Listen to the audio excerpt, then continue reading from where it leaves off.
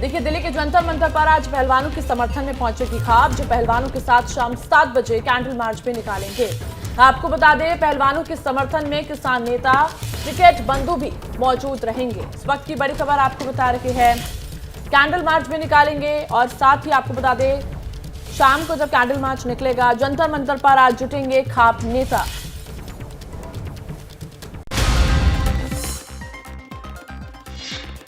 दिल्ली के जंतर मंतर में कौन नहीं आ रहा। पहले अलग अलग राजनीतिक पार्टी के नेता आए, अब महिला खिलाड़ी के समर्थन में दिल्ली पहुंचेंगे देश के अलग अलग खाप के नेता। 7 तारीख में वहाँ पे जाएंगे। हरियाणा के भी लोग की मीटिंग वहाँ पे हुई और हरियाणा से भी, यहाँ से भी, राजस्थान से भी, तो जो खाप के प्रतिनिधि थे, जो खाप चौधरी हैं, वे उसमें जाएंगे। खाप की अगुवाई में इसमें शामिल होने किसान नेता नरेश टिकैत और राकेश टिकैत भी आने वाले हैं। मीटिंग है वहाँ पे, खाप पंचायत के लोग वहाँ पे जाएंगे और अधिकारियों से भी उसमें बातचीत करेंगे, जो खिलाड़ी है उनसे भी बात करेंगे और वहाँ अपना निर्णय लेंगे। खाप नेताओं का कहना है कि जब कुश्ती संघ के अध्यक्ष बृजभूषण सिंह के खिलाफ FIR दर्ज हो चुकी है, तो उनकी गिरफ्तारी क्यों नहीं हो रही। और दिल्ली के जंतर मंतर से जुड़ गई हमारी संवाददाता मदिहा खान। मदिहा, क्या तस्वीरें वहां की अभी आपको दिख रही हो, ताजा स्थिति क्या है वहां की? बिल्कुल, आज रविवार का दिन है और जंतर मंतर पर रेसलर जो धरने पर बैठे हैं, आज उनका 15वां दिन है और आज का दिन बड़ा साबित हो सकता है इस लिहाज से, क्योंकि आज खाप महापंचायत है और सबसे पहली तस्वीर जो आज मैं यहाँ की दिखाती हूँ वो दिखाऊंगी सिक्योरिटी की, और यहाँ पर बड़ी संख्या में जो पुलिसकर्मी हैं वो तैनात हैं। तस्वीरें सीधे इस वक्त आपके सामने हैं कि आज जो है पुलिसकर्मियों की संख्या काफ़ी ज़्यादा है और ना सिर्फ दिल्ली पुलिसकर्मी बल्कि साथ ही साथ RAF की तैनाती यहाँ पर की गई है और CRP की तैनाती जो है वो भी यहाँ पर की गई है। और इस वक्त आप देख सकते हैं किस तरह से ब्रीफिंग जो है दिल्ली पुलिस के जवानों को इस वक्त दी जा रही है। चप्पे चप्पे पर इस वक्त जंतर मंतर के आसपास पुलिस की तैनाती है, बैरिगेटिंग चारों तरफ लगी हुई है, सिक्योरिटी के बहुत ज़्यादा पुख्ता इंतजाम जो है इस वक्त देखे गए हैं। और दूसरी तस्वीर इसी ही धरने की स्थल की मैं आपको दिखा दूं कि जो धरना स्थल चारों तरफ से बैरिगेटिंग लगा के एक छोटी सी जगह को ऑक्यूपाई कर रखा था, आज एक तरफ से बैरिगेटिंग हटा के उसका दायरा जो है वो बड़ा कर दिया गया है। यानी कि अभी पिछले तकरीबन 15 दिनों से हम देख रहे हैं कि जो रेसलर्स हैं वो एक छोटी सी जगह ऑक्यूपाई करे हुए बैठे थे। ये उनका धरना स्थल है, यहाँ सब रेसलर्स बैठते हैं। जिस एरिया को अभी हम जूम करके आपको दिखा रहे हैं, यहीं सब वो चेहरे बैठते हैं, जो लोग धरने के मुख्य चेहरे हैं। उसके बाद जो लोग यहाँ आगे आते हैं उनसे मिलने के लिए, उनको समर्थन देने के लिए वो लोग बैठते हैं, लेकिन चारों तरफ से जगह की बैरिगेटिंग होती है। लेकिन आज सामने की बैरिगेटिंग जो है वो हटा दी गई है, यानी कि दायरा बड़ा कर दिया, जिसका साफ तौर से मतलब है कि आज खाप महापंचायत है। भारी संख्या में खाप महापंचायत में लोगों के जुटने की उम्मीद है, समर्थकों के जुटने की उम्मीद है, इसीलिए यहाँ पर दायरा बढ़ा दिया गया है। बहुत ही खास तस्वीरें मदिहा आप दिखा रही थी, आप बनी रहिए हमारे साथ, आगे भी आपका रुख करेंगे। तो वहीं इस बीच दिल्ली के जंतर मंतर पर पहलवान 15 दिन से धरना दे रहे हैं। ABP न्यूज के शो प्रेस कॉन्फ्रेंस में पहलवानों ने कुश्ती संघ के अध्यक्ष बृजभूषण शरण सिंह पर कई गंभीर आरोप लगाए। हम सिर्फ इतना लेके आए थे कि क्लीन करो हमारी फेडरेशन को, क्योंकि ऐसे आदमी बैठे हैं। सर देखिए, पोस्को एक्ट लगा है, अगर कोई नॉर्मल इंसान होता क्या उसको दबाव की जरूरत पड़ती? पहलवानों ने ABP न्यूज के शो प्रेस कॉन्फ्रेंस के जरिए अपना दर्द देश के सामने रखा है। देश का नाम रोशन करने वाले इन खिलाड़ियों ने बृजभूषण सिंह पर यौन शोषण के वो आरोप दोहराए जिसके दिल्ली पुलिस में शिकायत दर्ज करवाई जा चुकी है।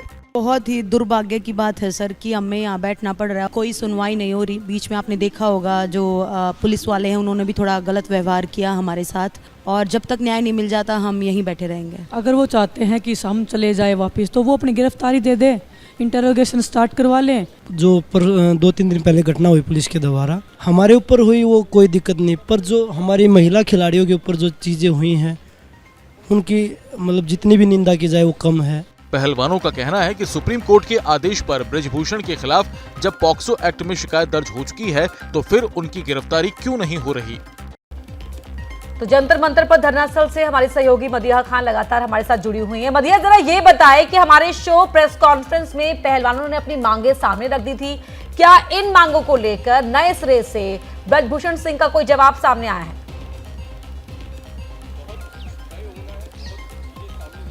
देखिए, जिस तरह से कल पहलवानों ने अपनी बात सामने रखी, बहुत ही ज़्यादा कह सकते हैं, पहलवानों ने कहा कि उनके अंदर ऊर्जा अभी बहुत ज़्यादा बाकी है, जब तक अपनी मांगे नहीं मनवा लेते तब तक वो जो हैं धरने पर बैठे रहेंगे। और अब उनको बहुत सारे लोगों का समर्थन भी मिल रहा है, इस बात का जिक्र जो है वो पहलवानों ने किया। और उन्होंने ये भी कहा कि जिस बात को लेकर वो आवाज़ उठा रहे थे, जंतर मंतर पहुंचे थे, यानी कि ब्रिजभूषण सिंह के खिलाफ, तो वो लगातार उठाते रहेंगे। और उन्होंने कई ऐसे इंटरव्यूज़ का जिक्र भी ब्रिजभूषण सिंह के करा जिसमें उन्होंने कई ऐसी बातें बोली थी, जिसमें रेसलर से कहा कि देखिए, ये सब बातें दर्शाती हैं कि जो हम मांगे लेकर आए हैं या जो हम आवाज़ उठा रहे हैं वो कहीं ना कहीं बिल्कुल ठीक है। इसलिए इस पूरे मामले की जांच हो और हम अपनी मांगे जब तक हमारी पूरी नहीं हो जाती, जब तक हमारी आवाज़ सुनी नहीं जाती, तब तक हम पूरी तरह से यहाँ धरने पर बैठे रहेंगे। अब जहाँ तक बात है आज की, तो देखिए, आज खाप महापंचायत है और सबसे बड़ी बात यह है कि आज बड़ा समर्थन जो है मिल सकता है रेसलर्स को, क्योंकि आज जो है कई बड़े चेहरे यहाँ पर पहुँचने की उम्मीद है। सबसे बड़ी चीज़ यह है, राकेश टिकैत जो पहले भी रेसलर्स को समर्थन देने के लिए यहाँ पर पहुँचे थे, वो अब दोबारा यहाँ पर आ सकते हैं आज। और वो यहाँ से क्या महत्वपूर्ण बात कहते हैं रेसलर्स, आज किस बात के लिए आवाज़ उठाते हैं, ये भी देखनी होगी। क्योंकि अभी तक देखा जा रहा था कि जो रेसलर्स का प्रोटेस्ट है उसमें 3 दिन पहले जो घटना होती है रात में, उसके बाद से वापस रेसलर्स की आंखों से आंसू निकलते हुए देखते हैं। यहाँ पर जो पुलिस और रेसलर्स के बीच में झड़प है वो भी देखी गई। काफ़ी कुछ हुआ इस 15 दिन के दौरान, लेकिन अब खास तौर से आज का दिन बहुत महत्वपूर्ण हो जाता है रेसलर्स के लिए, बड़ा और दिन है आज, प्रोटेस्ट के लिए भी, और क्योंकि आप आज नजर बना के रेसलर्स रखिएगा मदीहा, आगे आपसे अपडेट्स हम लेते रहेंगे। फिलहाल शुक्रिया आपका तमाम जानकारी के लिए। तो जंतर मंतर पर धरना दे रहे पहलवानों के साथ एबीपी न्यूज की पूरी प्रेस कॉन्फ्रेंस जरूर देखिएगा आज सुबह 9:30 बजे। सब लोगों के दिल में ये बात है, ये अगर सड़क पर बैठे हुए हैं तो जरूर इनके साथ कुछ हुआ होगा। लड़कियों को बुला के बोला गया है मेरी पीठ दबाओ, मेरे यहाँ पेन हो रहा है। अगर सच के लिए आवाज़ उठाना अगर बागी है तो आप हमें बागी बोल सकते हैं।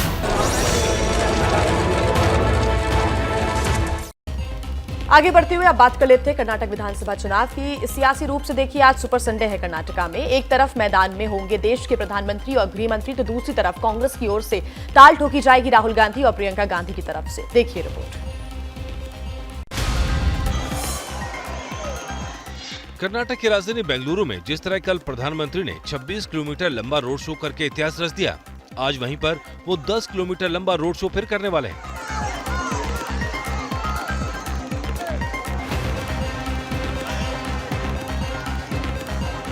रोड शो के बाद प्रधानमंत्री शिवमोगा और मैसूर में 2 जनसभाएं भी करेंगे। प्रधानमंत्री राजधानी में होंगे तो बेलगावी और दूसरे इलाकों में रहेंगे केंद्रीय गृह मंत्री अमित शाह, जहां वो आज 4 रोड शो और 1 जनसभा करेंगे।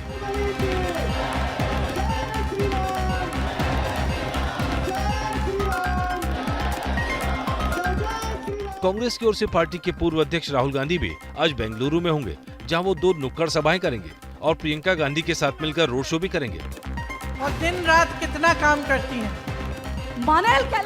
प्रियंका इसके अलावा भी 2 रोड शो और 2 जनसभाएं करेंगी। देश का भविष्य बनाने वाली महिला ही होती है। तो देखिए, कर्नाटक के चुनाव में अब सब कुछ अगर किसी के हाथ में दिख रहा है तो वो है हनुमान। जी हाँ, अभी तक तो प्रधानमंत्री मोदी ही जय बजरंगबली के नारे के साथ भाषण की शुरुआत और अंत कर रहे थे, लेकिन अब कांग्रेस अध्यक्ष मल्लिकार्जुन खड़गे भी जय बजरंगबली का नारा लगवाने लगे हैं, लेकिन कुछ अलग अंदाज में। देखिए, कर्नाटक में कांग्रेस के कुछ बदले अंदाज नजर आने लगे हैं। घोषणा पत्र में बजरंग दल पर पाबंदी का वादा करने के बाद खुद कांग्रेस अध्यक्ष कैसे बजरंगबली का नारा लगा रहे हैं, आप भी सुनिए। जय बजरंगबली, तोड़ दो भ्रष्टाचार की नली। चाहे वो बोले कुछ भी, ये सब बोलकर भी वो आ तो गए हैं बीजेपी की पिच पर, और इसी बीच बजरंग दल ने उन पर 100 करोड़ की मानहानि का लीगल नोटिस भी ठोक दिया है। बजरंग दल को आपने छेड़ा है तो वो छोड़ेगा नहीं, लोकतांत्रिक तरीके से आपके पीछे पड़ जाएगा। और एक बार आपने छेड़ दिया है तो लंका तो आपकी जलनी निश्चित है। मिला जुलाकर बजरंगबली वाला राग छेड़कर कांग्रेस पूरी तरह फंसी दिखाई दे रही है, क्योंकि प्रधानमंत्री जहां भी जा रहे हैं अपने भाषण की शुरुआत बजरंगबली के नारे से कर रहे हैं और अंत भी बजरंगबली की, बजरंगबली की, बजरंगबली की, बजरंगबली की। फिल्म केरला स्टोरी में जिस तरह लव जिहाद के मुद्दे को दिखाया गया है, उसको लेकर कई राज्यों में भी ऐसी घटनाओं को लेकर सवाल उठने लगे हैं। बीजेपी की सांसद सरोज पांडे ने कहा है कि केरल जैसी घटनाएं छत्तीसगढ़ में भी बहुत हो रही हैं, मुख्यमंत्री को एक्शन लेने की आवश्यकता है। ये रिपोर्ट देखिए। केरला स्टोरी की दास्तान, दुश्मनी रिश्ते बनाओ। फिल्म की वो कहानी जिसमें सच्चाई दिखाने का दावा है। इससे जल्द अगले मिशन के लिए हमें हैंडओवर करो। तुम लोगों ने बताया, लेकिन क्या जो कुछ केरला स्टोरी में दिखाया गया है वो सिर्फ वहीं तक सीमित है? क्या केरला स्टोरी जैसी कहानियां देश के अलग अलग हिस्सों में दोहराई नहीं जा रही? छत्तीसगढ़ भी एक ऐसे ही बारूद के ढेर पर बैठा हुआ है जहां कभी भी विस्फोट हो सकता है। द केरल स्टोरी केवल केरल की नहीं, बल्कि ये बंगाल की स्टोरी है, छत्तीसगढ़ की स्टोरी है, पूरे भारत देश की स्टोरी है। बीजेपी के नेता ने पड़ोसी राज्य मध्य प्रदेश की तर्ज पर छत्तीसगढ़ में फिल्म को टैक्स फ्री करने की मांग की है। मैं चाहती हूँ कि हर बच्ची को इस फिल्म को देखना चाहिए, हर बालकों को भी देखना चाहिए और लोगों को भी देखना चाहिए। छत्तीसगढ़ के मुख्यमंत्री को मैं कहना चाहती हूँ कि इस फिल्म को उन्हें टैक्स फ्री करना चाहिए। एबीपी न्यूज की टीम केरल से ऐसी पीड़ितों की कहानी पहले ही लगातार दिखा रही है ताकि युवा वर्ग इस सच्चाई से वाकिफ हो सके। बड़ी खबर आपको बता दें, जंतर मंतर पर भारी सुरक्षा बलों की तैनाती की जा रही है। आरएएफ के जवान भी जंतर मंतर पहुंच गए हैं। तो आज बहुत बड़ा दिन है इस प्रदर्शन का। आपको बता दें, आरएएफ सीआरपीएफ के जवानों की भी तैनाती हो गई है। और आपको बता दें, मदिया हमारे साथ जुड़ गई है। मदिया, आज बहुत बड़ा दिन है, लगातार आज एक बहुत बड़ा प्रदर्शन होने वाला है, उसको लेकर क्या कुछ अपडेट? बिल्कुल, मैं आपको बता दूं कि अपडेट इस वक्त यही है कि अभी तक जो प्रदर्शन हम देख रहे थे उसमें समर्थन तो रेसलर्स को मिल रहा था, लेकिन उस समर्थन के लिए आज ये बड़ा दिन हो सकता है रेसलर्स के लिए, क्योंकि आज बड़ा समर्थन की उम्मीद जो है, बड़े समर्थन की जा रही है। वजह यह है कि आज खाप महापंचायत है और बड़े चेहरे जो हैं वो यहाँ पर पहुँच सकते हैं। हालांकि अभी फिलहाल रेसलर्स यहाँ पर मौजूद नहीं है जहाँ वो बैठते हैं, फ्रेश होने के लिए गए हुए हैं, लेकिन धीरे धीरे करके जो लोग हैं वो यहाँ पर पहुँचना शुरू हो गए हैं। इनमें कुछ रेसलर्स भी हैं जो लगातार पहले दिन से रेसलर्स के साथ हैं, वो भी यहाँ पर बैठे हुए हैं। और कुछ ऐसे लोग भी यहाँ पर आते हैं, हम जब भी बात करते हैं रोज़ यहाँ आते हैं तो कुछ स्टूडेंट्स होते हैं, कुछ प्रोफेसर्स होते हैं, कुछ टीचर्स होते हैं, अलग अलग तरह के लोग यहाँ पर, कुछ आम लोग होते हैं जो सिर्फ रेसलर्स के चेहरे देखकर, उनकी बात सुनकर यहाँ पर उन्हें समर्थन देने के लिए पहुँचते हैं। तो अलग अलग तरह के लोगों का समर्थन जो है वो रेसलर्स को मिल रहा है। सिक्योरिटी पहले दिन से ही यहाँ पर काफ़ी ज़्यादा रही है। यहाँ चारों तरफ इस एरिया को बैरिगेटिंग लगा के बंद कर दिया गया था और यहीं रेसलर्स आते थे, यहीं उनको समर्थन देने जो लोग पहुँचते थे वो बैठते थे। अब मैं अगर इस तरफ जाके आपको तस्वीर दिखाऊं तो यहाँ पर पहले इतना बड़ा एरिया नहीं था जहाँ पर लोग आकर बैठते थे, लेकिन क्योंकि आज कयास यही लगाए जा रहे हैं कि आज ज़्यादा लोग यहाँ जुट सकते हैं, ज़्यादा लोग पहुँच सकते हैं, इसलिए सिक्योरिटी और ज़्यादा बढ़ा दी गई है। यहाँ पर पुलिस, दिल्ली पुलिस के जवान, साथ ही साथ आरएएफ के जवान और साथ ही साथ सीआरपी के जवान जो है वो यहाँ पर तैनात हैं। अगर मैं आपको दिखाऊँ तो जगह जगह उनकी ब्रीफिंग जो है वो चल रही है, अलग अलग स्पॉट्स पे वो लोग जा रहे हैं और जो उनकी पोजीशन है जहाँ पर उनको ब्रीफ किया गया होगा वहाँ पर वो अपनी जो पोजीशंस हैं वो ले रहे हैं। चारों तरफ से इस एरिया को बैरिकेड तो पहले दिन से कर रखा था, लेकिन आज क्योंकि खाप महापंचायत के लोग यहाँ पर पहुँच सकते हैं, बड़े चेहरे पहुँच सकते हैं, तो इसलिए बॉर्डर तो मदिया, क्योंकि पहलवानों के इस अखाड़े में आज खापों की एंट्री हो रही है तो इसलिए यहाँ पर हलचल काफी बड़ी हुई है। पाकिस्तान के खिलाफ भारत का रवैया सख्त है। पाकिस्तान चीन के आगे मदद के लिए गिड़गिड़ा रहा है। वहीं भारत में मांग हो रही है कि पाकिस्तान के खिलाफ फिर से सर्जिकल स्ट्राइक की जाए। 5 मई 2023 राजौरी, आतंकियों से मुठभेड़ में 5 जवान शहीद। 20 अप्रैल 2023 पुंछ में आर्मी ट्रक पर हमला, 5 जवान शहीद। सवाल उठ रहा है, क्या जम्मू कश्मीर में पाकिस्तान फिर से आतंकी गतिविधियां बढ़ाने में कामयाब हो रहा है? केंद्रीय एजेंसियों के मुताबिक घाटी में अभी 50 आतंकी सक्रिय हैं, जिसमें बड़ी तादाद में पाकिस्तान से आए विदेशी आतंकी शामिल हैं। ऐसे में लोकसभा में कांग्रेस नेता अधीर रंजन चौधरी ने सवाल उठाया, सरकार सर्जिकल स्ट्राइक क्यों नहीं कर रही? चौधरी ने ट्वीट किया, बीते कुछ दिनों के दौरान कश्मीर में हमारे 10 जवान शहीद हुए हैं। मैं शहीदों के प्रति श्रद्धांजलि अर्पित करता हूँ। भारत के लोग पाकिस्तान के खिलाफ जवाबी कार्रवाई चाहते हैं, सर्जिकल स्ट्राइक क्यों नहीं किया जा रहा? पाकिस्तान पहले ही सर्जिकल स्ट्राइक से डरा बैठा है। ये डर पाकिस्तान के हाई कमिश्नर रह चुके अब्दुल बासित पहले ही जता चुके हैं। ऐसे में अधीर रंजन चौधरी की मांग पर पाकिस्तान का डर और बढ़ेगा। भारत में आकर भारतीय विदेश मंत्री एस जयशंकर प्रसाद के आगे हाथ जोड़कर नमस्ते कहना बिलावल भुट्टो को भारी पड़ गया। इस मुद्दे पर विपक्ष ने उन्हें घेर लिया है। इसका जवाब भी बिलावल ने अपने तरीके से दिया है। यह तस्वीरें जो पाकिस्तान के विदेश मंत्री बिलावल भुट्टो के विरोध की वजह बन गई हैं। एससीओ बैठक की शुरुआत से पहले भारतीय विदेश मंत्री डॉक्टर एस जयशंकर ने बाकी देशों के विदेश मंत्रियों से हाथ मिलाया था, लेकिन बिलावल का स्वागत नमस्ते से किया। जवाब में बिलावल ने भी हाथ जोड़ लिया। इसी पर पाकिस्तानी विपक्ष भड़का हुआ है। जो बिलावल भुट्टो हिंदुस्तान गया है, जिस तरह का वहां रवैया हिंदुस्तान के फॉरेन मिनिस्टर का था, ये हम सब के लिए शर्मिंदगी का बायस है। क्या फायदा हुआ आपको हिंदुस्तान में जाके, जिस तरह का उसने जुबान इस्तेमाल की है। हालांकि इस हमले का जवाब बिलावल ने अपनी तरह से दिया। उन्होंने अपनी ट्विटर की डीपी पर नमस्ते का फोटो लगा दिया है। इसी तरह उन्होंने सफाई देते हुए कहा कि सिंध में हम इसी तरह स्वागत करते हैं।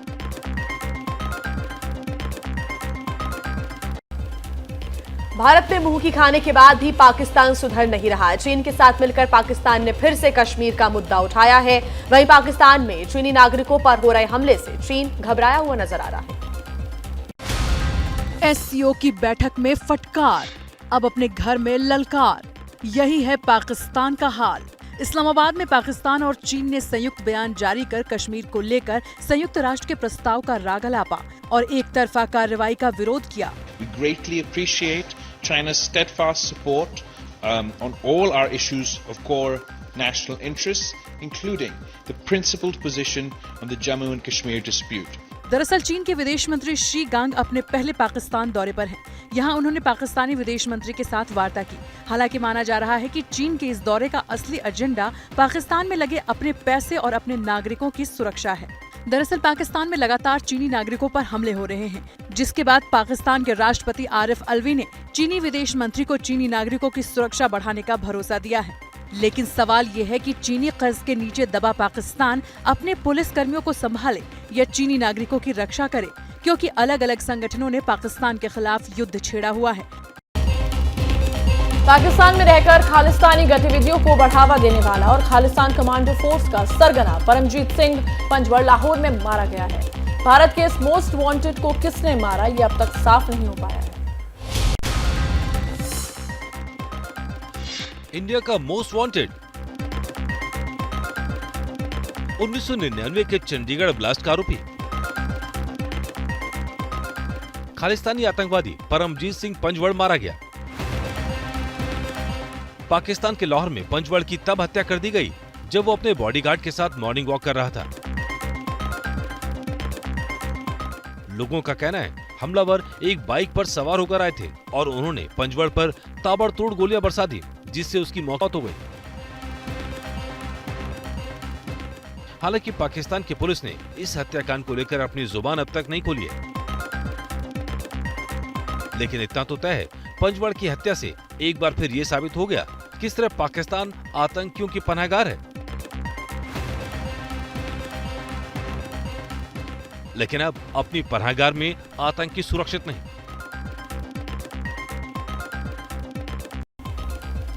दिल्ली में पुलिस बूथ के सामने दिन दहाड़े हत्या की सनसनीखेज वारदात की खबर सामने आई। कालकाजी इलाके में चल रहे एक हुक्का बार में हुई चाकूबाजी और गोलीबारी में किशोर की मौत हो गई, जबकि दूसरा जख्मी।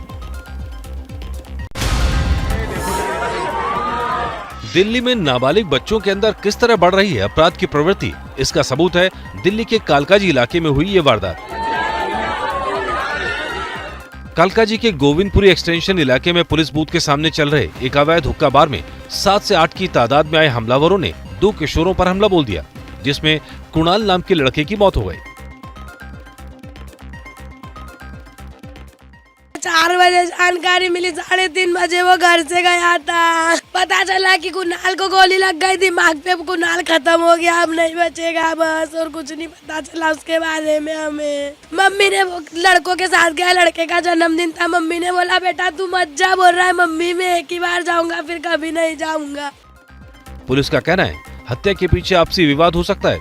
हालांकि पुलिस ने इस अवैध हुक्का बार को 1 अप्रैल को बंद करने का दावा किया, लेकिन आसपास के लोगों का कहना है हुक्का बार अब भी चल रहा था और यहाँ पर आधी रात तक लड़कों का जमावड़ा लगा रहता था। सोशल मीडिया पर एक महिला आईपीएस अधिकारी का एक ऐसा वीडियो वायरल हो रहा है जिससे यूपी की सरकार भी सकते में। दरअसल इस वीडियो में महिला अधिकारी अपने सहयोगियों को सरेआम गाली दे रही है। देखिए इस खबर में। उनके कितना कर लेंगे जब कौन है ये, कौन बात कर रहा है वहाँ पे? ये गालियाँ हम आपको सुना नहीं सकते, लेकिन सोशल मीडिया पर ये वीडियो खूब चल रहा है। तो समझ में नहीं आ रहा है, बुला इसको। उमेश यादव है ना इसका नाम? दरअसल अपने सिपाहियों को गालियां दे रही महिला आईपीएस हैं कोमल मंगलानी, जो जेल में मन से भाषण दे रही थी कि अचानक उनकी नजर कुछ दूरी पर खड़े सिपाहियों पर गई जो आपस में बातें कर रहे थे। कोमल को पसंद नहीं आया तो वो मन से ही गालियों की बौछार करने लगी। तो समझ में नहीं आ रहा है, बुला इसको। दरअसल वीडियो में साफ सुनाई दे रहा है कि किस तरह उन्होंने एक सिपाही का नाम लेकर गालियां दी।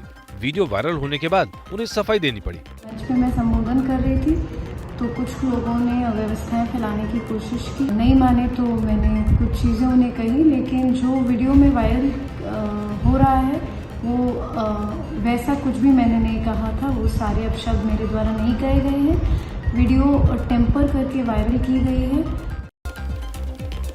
तो बिहार में कानून व्यवस्था की स्थिति इस कदर बिगड़ती जा रही है कि अपराधियों में पुलिस का खौफ ही खत्म हो गया है। राज्य के मोतिहारी जिले में बिजली विभाग के एक ठेकेदार की दिन दहाड़े हत्या कर दी गई।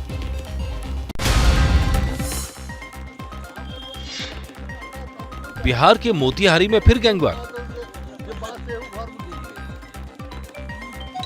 पुलिस से बेखौफ अपराधियों ने कल सुबह कर दी बिजली विभाग के एक ठेकेदार की हत्या।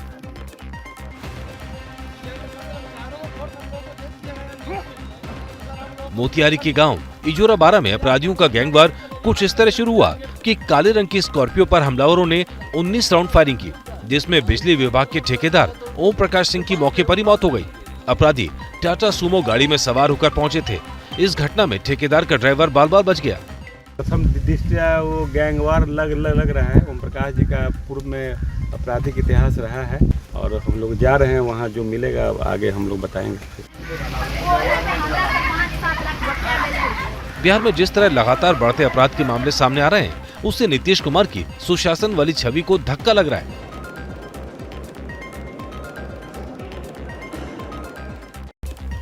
वहीं यूपी के बांदा में हथियारों की अवैध फैक्ट्री का पर्दाफाश हुआ है। पुलिस ने छापेमारी करके एक घर से भारी मात्रा में अवैध असले बरामद किए।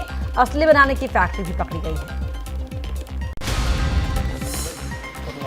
यूपी के कई इलाकों में असलहों की कैसे अवैध फैक्ट्रियां चल रही हैं, इसका सबूत है बांदा से आई ये तस्वीरें। पुलिस ने यहां एक अवैध हथियार फैक्ट्री का भंडाफोड़ किया है। थाना जसपुरा और थाना पैलानी की संयुक्त टीम ने एक सस फैक्ट्री का भंडाफोड़ किया है। कल रात्रि चेकिंग के दौरान एक व्यक्ति जिसका नाम रामकरण सिंह है, ग्राम अमारा, थाना जसपुरा का रहने वाला है, उसको पुलिस द्वारा गिरफ्तार किया गया तमंचे और कारतूस के साथ। जब कड़ाई से पूछताछ की गई तो उसने स्वीकार किया कि ये तमंचा हमने अमारा के ही रामसुपर विश्वकर्मा से खरीदा है, जो तमंचा बनाने रिपेयर करने का काम कर रहे हैं।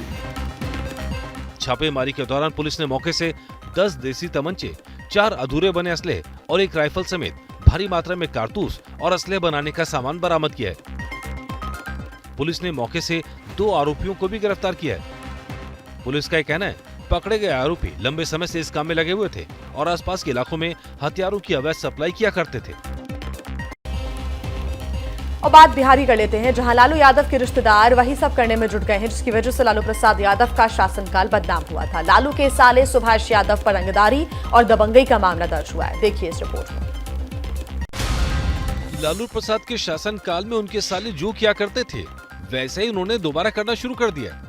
पटना के पास भेटा थाने में आरजेडी सुप्रीमो लालू प्रसाद यादव के छोटे साले और पूर्व सांसद सुभाष यादव और उनकी पत्नी रेणु और उनके बेटे समेत 7 लोगों पर रंगदारी, दबंगई और जमीन पर कब्जा करने का मामला दर्ज हुआ है। 96 लाख रुपए में जमीन बेचे थे सर। जमीन बेचने के बाद दूसरे दिन हमें घर बुलाए और घर बुलाने के बाद माँ और भाई को बंधक बनाकर 60,50,000 रुपये हमसे मंगवा लिए। ये कह कर तुम्हारा जमीन हम वापसी करेंगे, उन्होंने वापसी नहीं किए सर। सुभाष यादव की रंगदारी से पीड़ित परिवार ने मुख्यमंत्री के जनता दरबार में गुहार लगाई थी, जिसके बाद मुख्यमंत्री के कहने पर एफआईआर दर्ज की गई। इनका जमीन बताया कि इनका जमीन वो पूर्व सांसद माननीय सुभाष यादव जी उनसे बिक्री करने की बात आई, तो निर्देशानुसार हम लोग के यहाँ आए तो FIR दर्ज हुआ है और इस कांड का अनुसंधान किया जा रहा है। बिहार में नीतीश सरकार सुशासन की दुहाई देते नहीं थकती है, लेकिन ऐसी घटनाओं से सुशासन पर फिर सवाल खड़े हो रहे हैं। अब देखिए एक सवाल कि क्या बिहार की तरह उत्तर प्रदेश में हो सकती है शराबबंदी। ये सवाल इसलिए पैदा हो रहा है कि बीजेपी के एक कद्दावर नेता और राज्य के मंत्री मनु कोरी ने ललितपुर में कुछ ऐसा ही बयान दिया है कि वो शराबबंदी करा कर रहेंगे। क्या बिहार की तरह उत्तर प्रदेश में भी नहीं मिलेगी शराब? अभी बिहार में दारू बंद करा दी टोटली। उत्तर प्रदेश के ललितपुर में शराबबंदी को लेकर राज्य के एक मंत्री ने ये बड़ा दावा किया। अभी बिहार में दारू बंद करा दी टोटली, ऐसे मैं ललितपुर जिले में बंद कराऊंगा चाहे कुछ भी हो जाए, क्योंकि दारू पी करके आदमी अपने परिवार को भी नहीं समझता है। हालांकि प्रदेश के मुखिया योगी आदित्यनाथ ने शराबबंदी को लेकर कभी कुछ नहीं कहा, लेकिन उनके इस मंत्री के तेवर तो कुछ ऐसे दिखाई दिए कि उन्होंने आमने सामने लोगों से वोटिंग भी करा ली। उन्होंने शराब न पीने के लिए लोगों के हाथ भी उठवा दिए। भगवान के सामने दोनों हाथ उठा करके कहिए कि तालियां तो खूब बजा दी, लेकिन दारू नहीं पीना है, दोनों हाथ उठाइए। दरअसल मन्नू कोरी पटेल समाज के एक सामूहिक विवाह समारोह में हिस्सा लेने ललितपुर पहुंचे थे, जहां उन्होंने जनता के बीच शराबबंदी की इस बात का जिक्र किया। और अब हम तो तस्वीरें आपको दिखाने जा रहे हैं, उन्हें देखकर आप भी चौंक जाएंगे। तस्वीरें बिहार के सासाराम की है, जहां नदी में नोट की अफवाह ने सनसनी फैला दी। फिर क्या हुआ आप खुद देखिए। लोगों की भीड़ नदी में उतरी हुई नजर आ रही है। कुछ लोग दीवार पर चढ़कर नजारा देख रहे हैं और कुछ लोग पानी के अंदर से कुछ बटोर कर लाते हुए भी नजर आ रहे हैं। इस वायरल वीडियो को देखकर खबरें खूब उड़ी कि सासाराम की मुफस्सिल थाना क्षेत्र में नदी में नकदी मिल रही है। असली पैसा है और सब लोग लूट रहा था। उसके बाद में जानने के बाद में हम लोग आए, फिर दोबारा आए हम लूटने के चक्कर में, देखे कि सब लोग पैसा सब गायब हो गया। इस तरह की खबरों के बाद लोग नदी में कूद पड़े, पूरी नदी को छान डाला गया। ये देखिए किस तरह पुल के ऊपर भी लोग जमा है। लोगों की भीड़ बढ़ती जा रही थी, ऐसे में पुलिस को मौके पर पहुंचना पड़ा और हालात संभालने पड़े। बाकायदा कई गाड़ियों में पुलिसकर्मी हथियारों के साथ तैनात किए गए। हालांकि जांच के बाद खबर गलत निकली, पुलिस ने इसे अफवाह बताया। अफवाह फैली थी कि यहाँ पानी में कुछ नोट्स मिल रहे हैं। हम लोग जब जांच किए तो कुछ पता नहीं चला। सच चाहे जो हो, लेकिन इस खबर ने सासाराम के बड़े इलाके में हड़कंप मचा दिया और लोग दूर दूर से सारे काम छोड़कर नदी में नोट ढूंढने में लगे रहे। वहीं कंगाली से जूझ रहे पाकिस्तान में अपराध बढ़ते ही जा रहे हैं और पाकिस्तान में अपराधियों का हौसला बुलंद है और सरेआम लूटपाट की जा रही है। यहां अब नागरिकों को अपनी सुरक्षा के लिए बंदूकों का सहारा लेना पड़ रहा है। पहली नजर में ये आम तस्वीर लगती है जब सड़क पर दो बाइक आ रही, लेकिन फिर समझ में आता है दरअसल ये लूटपाट की घटना है। तस्वीरें कराची की हैं। सफेद कुर्ते में आ रहे शख्स को पीछे से बाइक पर आ रहे दो लोगों ने रोका और लूटपाट शुरू कर दी। सफेद कुर्ते वाले बाइक सवार ने हाथ खड़े कर दिए। लुटेरों ने तुरंत ही मोबाइल और पैसे छीन लिए। लेकिन ये कहानी का अंत नहीं है। लुटेरों के वापस मुड़ते ही बाइक सवार ने जेब से बंदूक निकाली और फायरिंग शुरू कर दी। बिल्कुल फिल्मी स्टाइल में फायरिंग हुई और बाइक सवार का निशाना भी सही लगा। वीडियो में दिखाई देता है कि लुटेरों में से एक सड़क पर गिर जाता है, तब उसका साथी लौटकर आता है और लुटेरे और सफेद कुर्ते वाले बाइक सवार के बीच फायरिंग शुरू हो जाती है। तस्वीरों में दिखाई देता है एक लुटेरा जख्मी है और दूसरा शख्स उसे साथ लेकर भागने लगता है। ये पाकिस्तान की वो कहानी है जो सीसीटीवी तस्वीरों में कैद हो गई, जहां महंगाई इतनी बढ़ गई कि जीना मुश्किल है और ऐसे में खुलेआम लूटपाट हो रही है और नागरिकों को सुरक्षा के लिए बंदूकें रखनी पड़ रही है। देश के अलग अलग हिस्सों में किस तरह बदल रहा है मौसम का मिजाज, ये जानने के लिए हमारी ये रिपोर्ट जरूर देखिए। बाप रे कितनी बर्फ लग गई यार। ये मई का महीना है। उत्तर भारत ही नहीं, इस वक्त पूरे भारत में होनी चाहिए तो सिर्फ गर्मी, लेकिन उत्तराखंड के बद्रीधाम की तस्वीरें देखिए। जय बद्री लगभग हो जाएगी यार, अगर सुबह तक ऐसे ही हराना देख तो बाप रे कितनी तेजी से आ रही भाई। पूरा इलाका किस तरह बर्फ की चादर में लिपट गया है। जय बद्री विशाल। ओ भाई साहब कितनी बर्फ पड़ेगी। बात सिर्फ बद्रीधाम की नहीं है, बल्कि ऊंचाई वाले ज्यादातर इलाकों में बर्फबारी का एक बेमौसमी दौर लगातार जारी है, जिससे इन इलाकों में गर्मी के इस मौसम में भी कड़ाके की ठंड पड़ने लगी है। मुझे लगता है कल सुबह तक बहुत जम जाएगी। अब जो तस्वीरें आप स्क्रीन पर देख रहे हैं, ये भी उत्तराखंड से हैं, जहां धारचूला इलाके में मौसम बदल गया है और यहाँ भी लोगों को मुश्किलों का सामना करना पड़ रहा है।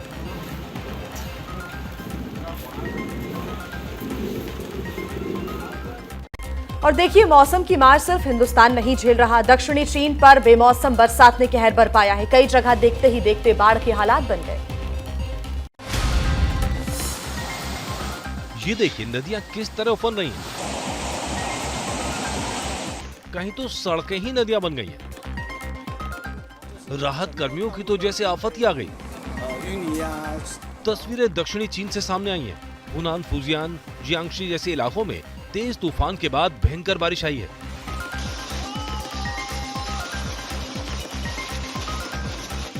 मई के महीने में कई जगह रास्ते ब्लॉक हो गए तो कई जगह भूस्खलन की घटनाएं हुई हैं। बारिश और भूस्खलन के चलते सुरंगें तक बंद हो गई। राहत कर्मी रास्ते खोलने में जुटे हैं। ये शहरों का हाल देखिए, जहां कई जगह तो इलाके ही टापू बन गए। लोगों के घर और दुकानों में पानी भर गया। भारी बारिश के चलते निचले इलाकों से लोगों को बचाकर निकालने की नौबत आई। सड़क पर ही नाव चलानी पड़ गई। कई जगह मकान गिरने और हादसे होने की भी खबर है।